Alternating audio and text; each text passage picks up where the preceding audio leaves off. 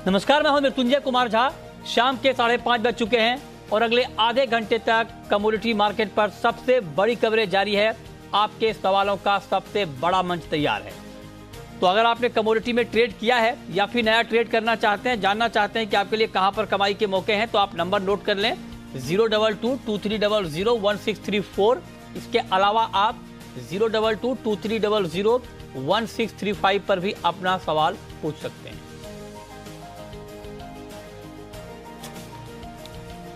और चलिए हम आज सबसे पहले बात करने जा रहे हैं चीनी की। चीनी सुर्खियों में है। चीनी को लेकर खबरों का बाजार गर्म है। लगातार चर्चाएं हो रही हैं। सरकार ने जो सख्ती का ऐलान किया है उसके ऊपर एक नई डिबेट चल रही है। कुछ लोग कह रहे हैं कि सख्ती ठीक है, कुछ लोग कह रहे हैं कि इसकी ज़रूरत नहीं है, और ग्राउंड पर इम्पैक्ट को लेकर के भी अलग अलग राय लोगों की है। तो इसीलिए हमने ये मार्केट में इसको लेकर बज़ है, तो क्यों ना इस पर कुछ डिटेल बातचीत की जाए और ऐसे शख्स से जो शुगर मार्केट के दिग्गज हैं और जो इस मार्केट की बारीकियों को बखूबी समझते हैं।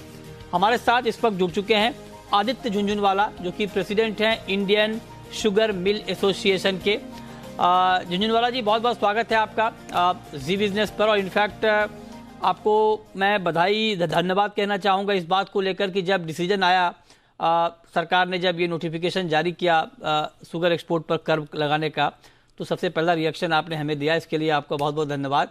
और आज हम थोड़ी डिटेल में चर्चा इसलिए कर रहे हैं कि इसको लेकर बहुत सारा कन्फ्यूज़न अभी भी मार्केट में है।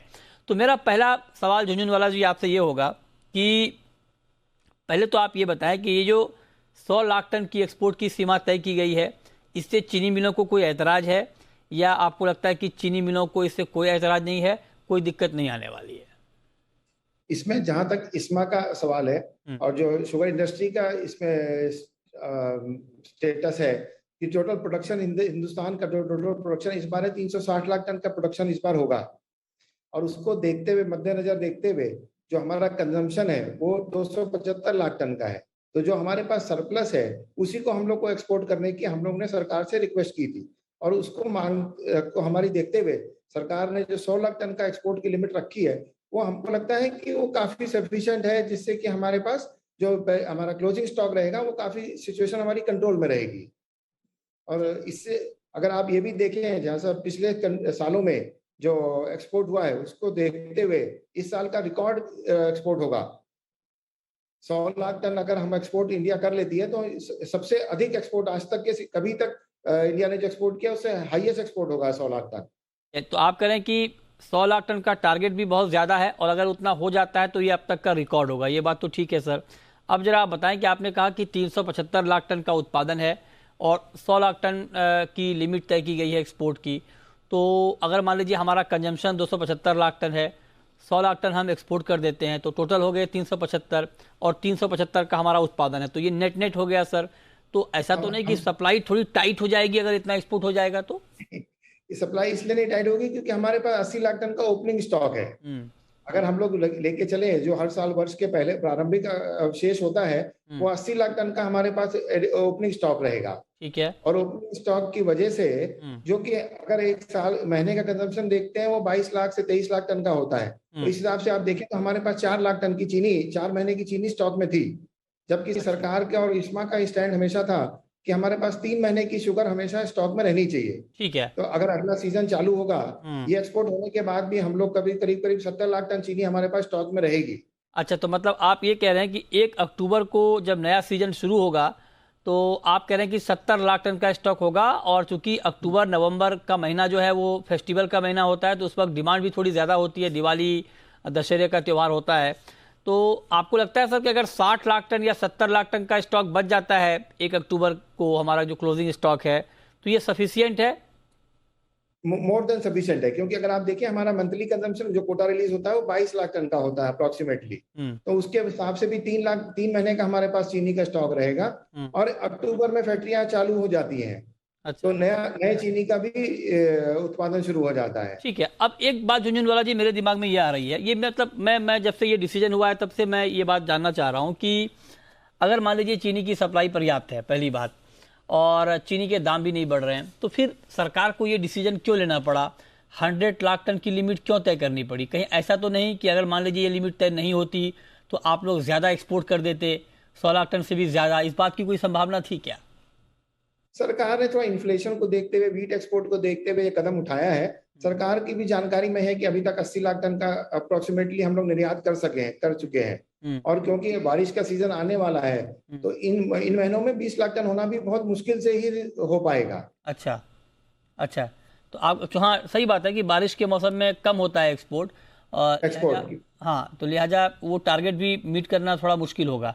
लेकिन एक अगर बात हम मैं लोग आपसे, ये कर लेते हैं, अगर 100 लाख टन का एक्सपोर्ट हिंदुस्तान से हो जाता है, तो उसके लिए हमको लगता है शुगर इंडस्ट्री और सरकार का एक बहुत बड़ा कदम होगा। अच्छा एक बात जरा सर, आप चूंकि आपने नोटिफिकेशन भी पढ़ा होगा, जरा बताएं कि इसमें जो कहा गया था नोटिफिकेशन में कि एक तो जो फ्री कैटेगरी में था उसको रखा गया रिस्ट्रिक्टेड कैटेगरी में, 100 लाख टन की लिमिट तय की गई। एक बात और लिखी गई है उसमें कि शुगर एक्सपोर्ट करने के लिए अब मिलों को स्पेशल मतलब खास परमिशन फूड मिनिस्ट्री से लेना होगा। इसका क्या मतलब है सर? क्या अभी आप लोगों को नहीं लेना होता था? ये जरा बताएं कि कैसे, क्या है ये मतलब। अभी तक जो शुगर थी वो ओजीएल में थी, ओपन जनरल लाइसेंस में, तो कोई भी व्यक्ति या कोई भी एक्सपोर्टर चीनी को एक्सपोर्ट कर सकता था। अब क्योंकि गवर्नमेंट को उसका मॉनिटरिंग करना है कि टोटल एक्सपोर्ट कितना हुआ है, उसके हिसाब से अगर आप देखें पिछले सालों में, पिछले वर्षों में सरकार इमीडिएटली एक्सपोर्ट को बैन कर देती थी। उसमें क्या होता था कि जो रास्ते में जो चीनी रह जाती थी या जिनके कॉन्ट्रैक्ट रहते थे उनको प्रॉब्लम आती थी। बट इस बार सरकार ने वैसा नहीं करके एक समय सीमा दे दी है कि 31 मई तक के जो एक्सपोर्ट है वो आप कर सकते हैं। उसके आगे के अगर आपको एक्सपोर्ट करने हैं तो आप एक जो गवर्नमेंट की वेबसाइट है उसमें आप अप्लाई करेंगे और आपको इमीडिएटली परमिशन मिल जाएगी। अच्छा, subject to maximum 100 lakh ton के लिए। अच्छा, तो एक बात झुंझुनवाला जी इसमें और क्लियरिटी मैं चाहता हूं आपसे कि 31 मई तक जो आपने कहा कि जिन लोगों ने कर रखा है एक्सपोर्ट का, तो इसका क्या मतलब है? क्या 31 मई तक जो शिपमेंट रेडी है उनको अलाउ किया जाएगा, या मान लीजिए कोई किसी ने अभी कॉन्ट्रैक्ट डील कर ली है, किसी जिनको भेजना है चीनी उसके साथ अगर किसी की डील हो गई है, कॉन्ट्रैक्ट हो गया है, और बेशक उनको एक्सपोर्ट जो है वो 15 जून के बाद या 10 जून के बाद करना है, क्या वो लोग कर पाएंगे या उनके लिए पाबंदी हो गई है? उसमें गवर्नमेंट ने कुछ कंडीशंस लगाई हैं कि जिनके वेसल्स ऑलरेडी आ चुके हैं पोर्ट पे या जिनकी चीनी वहां ऑलरेडी पोर्ट पे पहुंच चुकी है, जो 31 मई तक एक्सपोर्ट हो सकते हैं, उनके लिए कोई पाबंदी नहीं होगी। जिनको उसके बाद करने हैं उनको अपने कॉन्ट्रैक्ट को वापस गवर्नमेंट के साथ रजिस्टर करा के अप्रूवल ले लेना होगा। अच्छा अच्छा अच्छा, मान लीजिए किसी ने डील कर ली हो किसी पार्टी से, और अगर उनका कॉन्ट्रैक्ट यहाँ पर रिन्यू नहीं होता है या उनको नहीं अप्रूवल मिलता है, तब क्या होगा सर? आज के दिन में ऐसे चांसेस कम लगते हैं, हाइपोथेटिकल के केसेस हो सकते हैं, लेकिन आज भी 10-12 लाख टन की जो विंडो है बाकी एक्सपोर्ट के लिए, उसमें ऐसा आने की चांसेस कम नजर आते हैं। ओके, तो आप कह रहे हैं कि उस मोर्चे पर कोई दिक्कत नहीं है। अब आते हैं सर आज प्राइस, में ऐसा नहीं लगता है कि कोई मुद्दा कोई दिक्कत है। अच्छा ठीक है। अब आते हैं सर एक प्राइस के ऊपर कि बहुत सारे लोगों के मन में ये सवाल है, जो आम हमारे दर्शक हैं वो ये जानना चाहते हैं कि क्या सरकार के इस फैसले के बाद जो लिमिट लगाई गई है 100 लाख टन की, क्या इस फैसले के बाद डोमेस्टिक मार्केट में, घरेलू बाजार में चीनी के दाम कुछ कम होंगे सर? आज के दिन में चीनी के दाम कोई कम होने की इससे उम्मीद नहीं लगती है। अच्छा, स्टेबल ही रहेगा मार्केट में। अगर आप देखें जिस रेशियो में गन्ने के दाम बढ़े हैं और जिस तरह से बाकी बाजार में भाव बढ़े हैं, उस हिसाब से चीनी के दाम नहीं बढ़े हैं। लेकिन उसके बाद भी क्योंकि हमारा प्रोडक्शन ज्यादा और हम लोग एक्सपोर्ट कर सके, इसके लिए स्टेबल रही है प्राइसेस। तो हमें नहीं लगता कि इसके वजह से कोई सरकार की जो अभी निर्णय लिया है प्राइस में कोई बहुत फ्लक्चुएशन होने की उम्मीद है। ठीक है, तो आप कह रहे हैं कि दाम कम नहीं होंगे, तो बढ़ेंगे सर? बढ़ने भी नहीं होंगे, क्योंकि आप अगर आप शुगर की बैलेंस शीट देखें तो शुगर की बैलेंस शीट इस पे जाके 90-95 लाख टन जब एक्सपोर्ट हो जाता है तो इक्विलिब्रियम पे बन जाती है। तो ना हमारे पास सरप्लस शुगर रहती है ना शुगर की शॉर्टेज रहती है। ओके, तो प्राइसेज स्टेबल रहने की उम्मीद है। ठीक है, आप कह रहे हैं कि प्राइस स्टेबल रहेगा, आप कह रहे हैं कि एक्सपोर्ट की लिमिट से चीनी मिलों को कोई परेशानी नहीं है। तो सर एक सवाल मेरे मन में ये आ रहा है कि अगर परेशानी नहीं है चीनी मिलों को, तो जब ये ऐलान हुआ उसके बाद से ही चीनी कंपनियों के शेयर क्यों मायूस हो गए हैं? मतलब बड़ा दबाव फील कर रहे हैं ये शेयर, क्यों? मार्केट देखिए सेंटीमेंट पे चलता है, और सेंटीमेंट पे चलने के लिए मार्केट को कम से कम तो डिटेल में उस ऑर्डर को पढ़ने की आवश्यकता है जो सरकार ने निकाला है। तो उसमें सरकार ने, जो पिछले सालों में होता रहा है कि इमीडिएटली एक्सपोर्ट बैन हो जाते थे, जिससे जरूर से हम लोगों को एक्सपोर्टर्स को प्रॉब्लम आती थी। इस बार क्योंकि गवर्नमेंट ने एक विंडो दे दिया है और एक रेसिडुअल भी साथ में दे दिया है कि किस तरह से आपके जो बचे हुए कॉन्ट्रैक्ट्स आप कर सकते हैं, तो उससे हमें नहीं लगता कि किसी प्रकार की कोई प्रॉब्लम आने वाली है। ठीक है, अब एक बात जरा बताएं सर कि एक खबर ये भी आई थी बीच में कि एक सरकारी पैनल है जिसने ये रिकमेंड किया है कि गन्ना किसानों का भुगतान 3 किस्तों में करने की मंजूरी मिलनी चाहिए। अभी ये 14 डेज के अंदर भुगतान करना होता है। इस पर आपका कमेंट क्या होगा? इस पर इस्मा का स्टैंड हमेशा यही रहा है कि हमारा 3 टियर पेमेंट होना चाहिए। तो हम लोगों ने सरकार से और नीति आयोग से, सरकार के विभिन्न डिपार्टमेंट से हमने हमेशा रिक्वेस्ट किया है कि जो पेमेंट है उसको स्टैगर्ड में होना चाहिए, क्योंकि जैसे चीनी हमारी पूरे साल में बिकती है उसी तरह हमको पेमेंट भी थोड़ा स्टैगर्ड होना चाहिए। लेकिन सर इसमें एक काउंटर क्वेश्चन मेरा ये है कि इससे किसानों का तो नुकसान हो जाएगा। किसानों के पास उतनी क्षमता तो होती नहीं है कि वो आपके पेमेंट का वेट करें, उनको तो तुरंत पैसा चाहिए। अगर उनका पेमेंट ही आप 3 किस्तों में करेंगे तो किसानों को जो नुकसान है होगा या जो उनको दिक्कत होगी, जो उनको फाइनेंशियल प्रॉब्लम आएगी, उसका क्या? इसमें अभी क्या होता है कि कुछ किसानों को पूरा पेमेंट मिल जाता है और बाकी किसानों को 6 महीना 8 महीना तक पेमेंट नहीं मिलता है, जहां जहां पे डिफॉल्ट होते हैं। तो अगर आप इसको इंस्टॉलमेंट में कर देंगे तो कम से कम पहली और दूसरी इंस्टॉलमेंट सारे किसानों को टाइम से मिल जाएगी।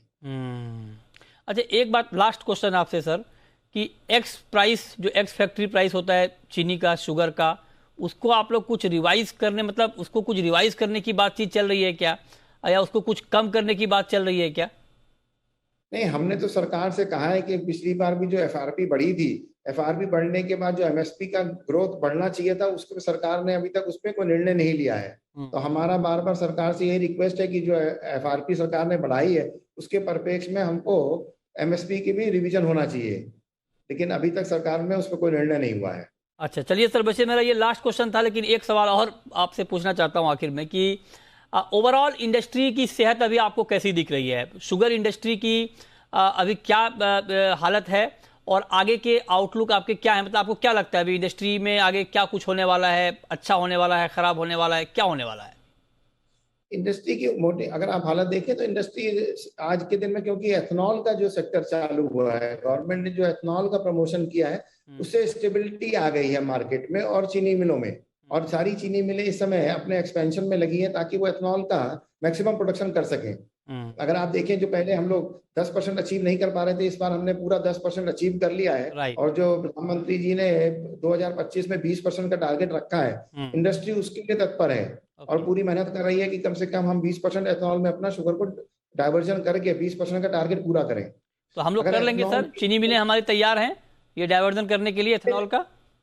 चीनी मिलें तैयार होने में लगी हुई हैं, काफी एक्सपेंशन हो चुके हैं, कुछ पाइपलाइंस में है। हम लोग की कोशिश यही रहेगी कि हम लोग 2025 तक 20% का जो टारगेट है गवर्नमेंट का उसको अचीव कर लें। ओके, चलिए, बहुत शुक्रिया आदित्य झुंझुनवाला जी आपका हमारे साथ जुड़ने के लिए और डिटेल में बात करने के लिए कि जो फैसले हुए हैं हाल के दिनों में चीनी को लेकर के, उसका क्या इम्पैक्ट ग्राउंड के ऊपर होने वाला है। तो एक बात बिल्कुल साफ है, जो बात झुंझुनवाला जी ने कही वो ये कि डिमांड के मुकाबले सप्लाई की कोई दिक्कत नहीं है चीनी की, हमारे पास पर्याप्त सप्लाई है चीनी का, दाम बढ़ने की कोई गुंजाइश नहीं है। तो बिल्कुल पैनिक ना करें, इसीलिए हमने आज झुंझुनवाला जी को बुलाया था, जिनसे आप ये सुन पाएँ, समझ पाएँ कि एक्चुअल सिचुएशन इस वक्त चीनी को लेकर के है क्या। बात करते हैं कि आज शाम के लिए आपके लिए कहां पर कमाई के मौके बनने वाले हैं। हमारे साथ इस वक्त 2 खास मेहमान बने हुए हैं, अनुज गुप्ता हैं और राजीव कपूर हैं। आप दोनों का बहुत स्वागत है।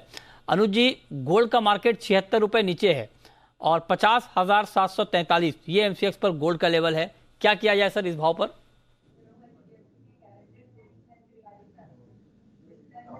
सस्टेन कर रहा है। हम देखें तो $1840 के ऊपर एक अच्छा खासा मार्केट कंटिन्यूस सस्टेन करता हुआ दिख रहा है। तो बाय ऑन डिप्स की स्ट्रेटेजी रहेगी।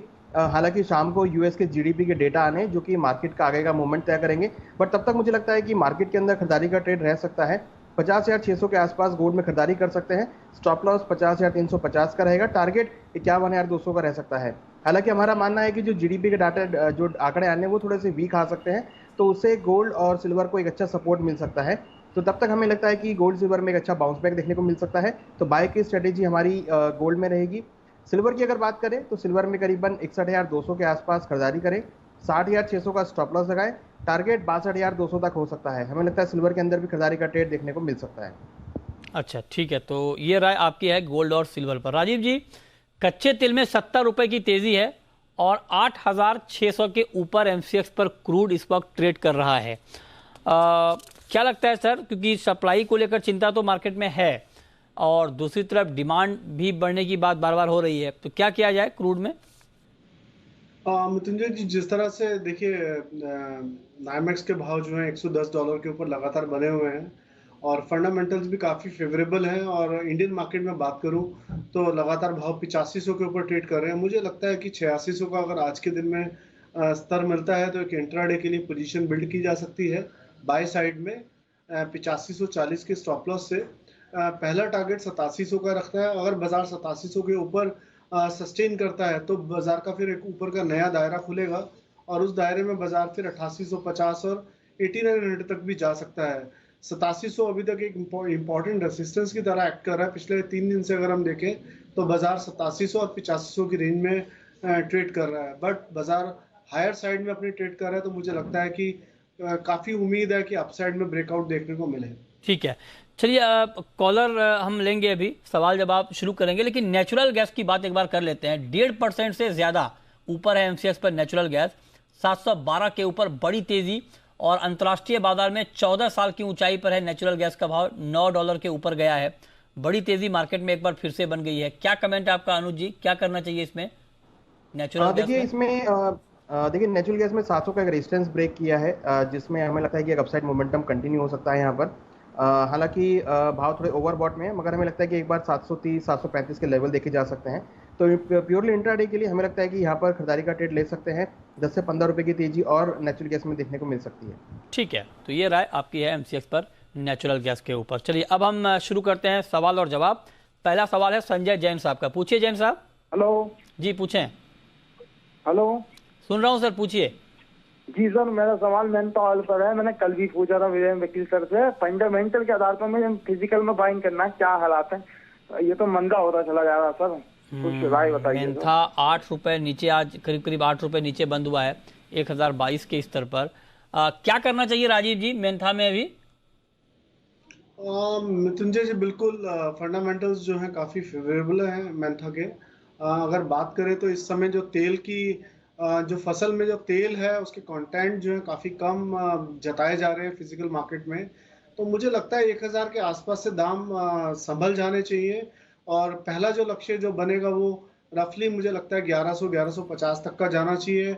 अगर टेक्निकली बात करूँ तो 1150-60 एक इम्पॉर्टेंट रेजिस्टेंस भी है। अगर उसके ऊपर बाजार सस्टेन किया तो एक अच्छा अपसाइड भी देखने को मिल सकता है। मुझे लगता है इट्स टाइम बिंग ये कंसोलिडेशन फेज में है, तो 1000 एक अच्छा स्तर रहेगा बाइंग साइड के लिए। ठीक है, तो इस पर आप नजर रखिए। 1022 ये क्लोजिंग प्राइस है एमसीएक्स पर मेंथा का। ओके, अगला सवाल है प्रशांत का, पुणे से, पूछिए Prashant ji. Good evening sir. Good evening, पूछिए सर। पहले तो जे बिजनेस और टीम का कॉन्ग्रेचुलेशन, आपका एक अच्छा अवार्ड मिला है।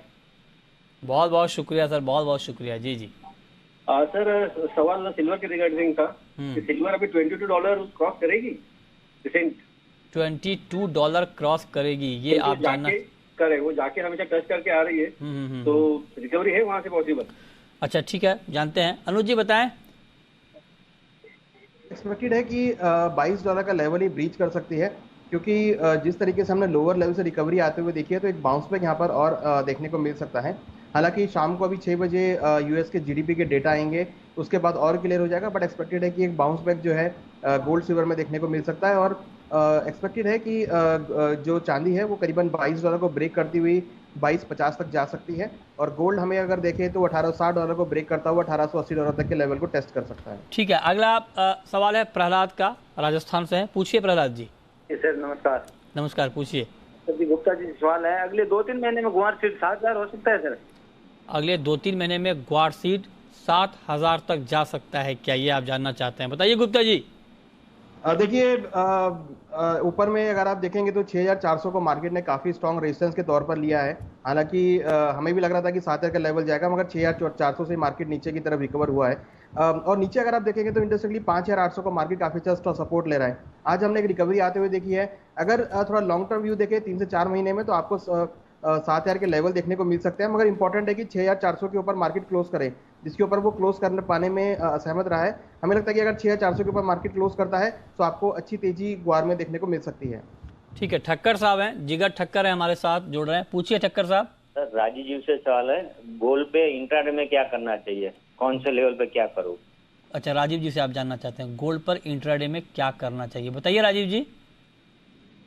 देखिए, एक तो पहले आज जीडीपी के डेटा भी आने हैं, प्रिलिमिनरी जीडीपी के यूएस के 6 बजे आने हैं, तो ट्रेड जो भी लें 6 बजे के बाद लें, सबसे पहले राय है, सो दैट कि जीडीपी के नंबर का इफेक्ट आ जाए। दूसरा, मुझे ऐसा लगता है कि बाजार गोल्ड का टोटली रेंज बाउंड है। हमें ऐसा लगता है कि 850 के आसपास अगर दाम मिले तो एक सेलिंग का ट्रेड इनिशिएट किया जा सकता है 11,100 के स्टॉप लॉस से, और बहुत छोटा ट्रेड ही लेके चलना है 50,500 के टारगेट के लिए। ठीक है, भागीरथ हैं, जुड़ रहे हैं हमारे साथ, इस वक्त जुड़े हैं राजस्थान से। पूछिए भागीरथ जी। जीरे पर साहब क्या होगा, ये मंदी जाती है आती है और तेजी में आएगा क्या फिर? क्या चाहते क्या हैं आप? जीरे में नहीं, मतलब वो तो ठीक है, जीरा तो ऊपर नीचे हो रहा है, ठीक है, ट्रेडिंग का भी मौका दे रहा है लोगों को। जी, तेजी आएगी क्या इसमें? 95 रुपए ऊपर आज बंद हुआ है 21,375 के लेवल पे। बताइए राजीव जी, क्या होगा जीरे में भी आगे? मृत्युंजय जी, मुझे कल 2-4 दिन के लिए ऐसा लगता है कि जीरा एक बार 21,500 21,600 के स्तर तक और ऊपर में जा सकता है, तो बाइंग ट्रेड इनिशिएट करना चाहिए 21,250 पर 21,100 के स्टॉप लॉस से। ठीक है, चलिए, बहुत शुक्रिया राजीव जी आपका, अनुज जी आपका।